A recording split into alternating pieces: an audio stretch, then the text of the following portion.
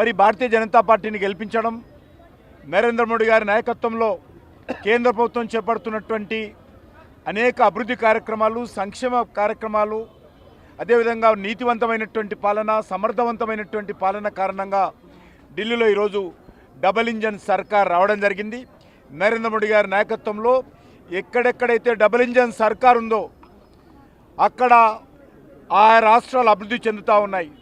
ఈరోజు ఆంధ్రప్రదేశ్ తీసుకున్నా, ఉత్తరప్రదేశ్ తీసుకున్నా, మహారాష్ట్ర తీసుకున్నా, బీహార్ తీసుకున్నా, ఎక్కడైతే డబుల్ ఇంజన్ సర్కార్ ఉందో అక్కడ అభివృద్ధి జరుగుతూ ఉంది.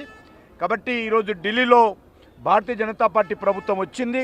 ఖచ్చితంగా ఢిల్లీ మరింతగా నరేంద్ర మోడీ గారి నాయకత్వంలో అభివృద్ధి చేసి చూపిస్తాము. అదేవిధంగా తెలంగాణలో కూడా డబుల్ ఇంజన్ సర్కార్ రావాల్సి ఉంది. దానికోసం కూడా తెలంగాణ ప్రజలు సిద్ధంగా ఉన్నారు. భారతీయ జనతా పార్టీ దిశలో ముందుకెళ్తా ఉందనే విషయాన్ని సందర్భంగా మనవి చేస్తా ఉన్నాను.